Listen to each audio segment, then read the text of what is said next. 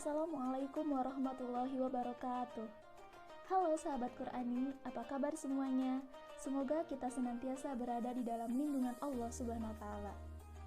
Sebelumnya, perkenalkan nama saya Tita Yuliawati. Insya Allah dalam kesempatan kali ini saya akan menyampaikan materi mengenai pemuda di dalam Al-Quran. Namun sebelum itu, sahabat Qur'ani tahu nggak bahwa pengikut Rasulullah dari generasi pertama kebanyakan dari kalangan pemuda, bahkan sebagiannya masih kanak-kanak. Mereka mendapatkan transfer pemikiran Islam dari Rasulullah SAW. Di antara pemuda tersebut adalah Ali bin Abi Thalib dan Zubair bin Awam, yang ketika itu mereka berumur 8 tahun. Kemudian Tolha 11 tahun, Al-Arqam 12 tahun, Abdullah bin Mas'ud, dan masih banyak yang lainnya. Nah, dari sinilah terbentuk cikal bakal generasi terbaik yang berhasil membongkar paganis dan stagnasi pemikiran, kebodohan yang telah mengakar di Jazirah Arab. Lalu, seperti apa sih pemuda di dalam perspektif Al-Quran? Dan bagaimana supaya kita sebagai generasi muda bisa menjalankan peran yang baik sesuai dengan tuntunan Al-Quran? Mari kita simak video berikut ini. A'udzu billahi minasyaitonir rajim. Bismillahirrahmanirrahim. Nahnu naqussu 'alaika naba'ahum bil haqq.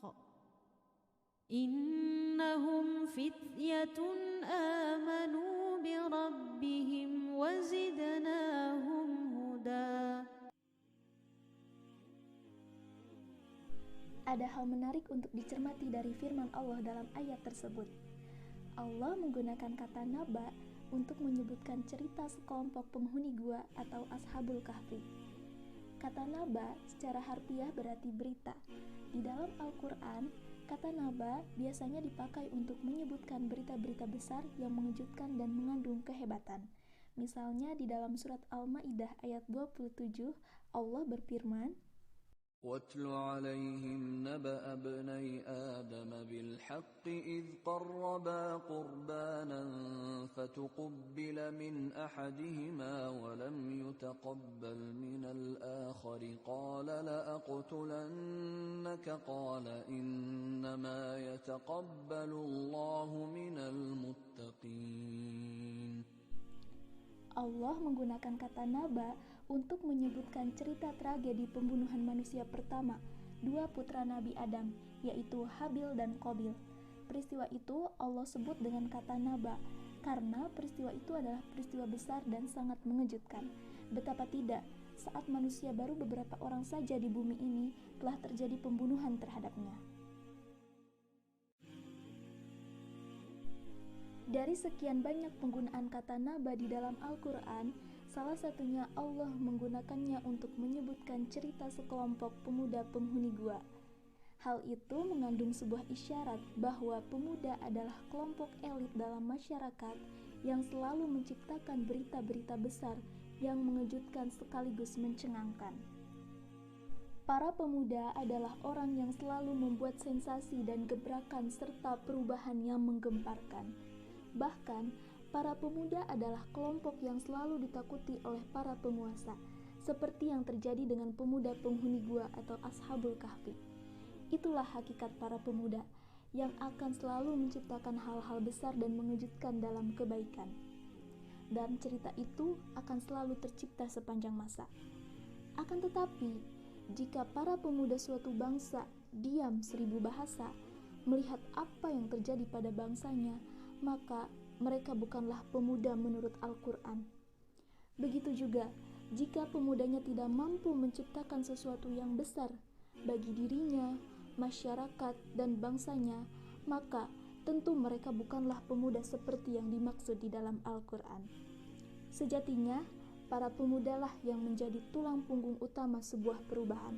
Para pemudalah sebagai pundak kebangkitan sebuah peradaban. Untuk menjadi pemuda dambaan peradaban Al-Quran pada masa ini, paling tidak kita harus memiliki 3 hal. Yang pertama, memiliki pemikiran yang dilandasi keikhlasan karena Allah. Yang kedua, mengabdikan hidupnya untuk beribadah kepada Allah dan tidak pernah berhenti mencari ilmu sebagai bekal hidupnya, karena peradaban tidak akan pernah tegak tanpa ilmu.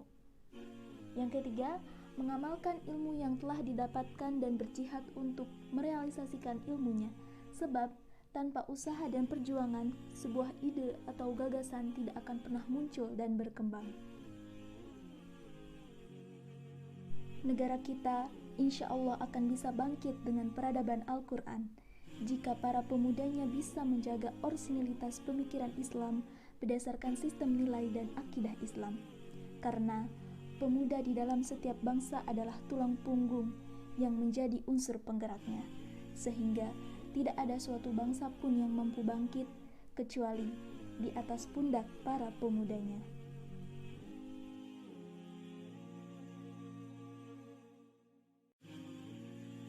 Sahabat Qurani, demikianlah penjelasan singkat mengenai pemuda di dalam Al-Quran.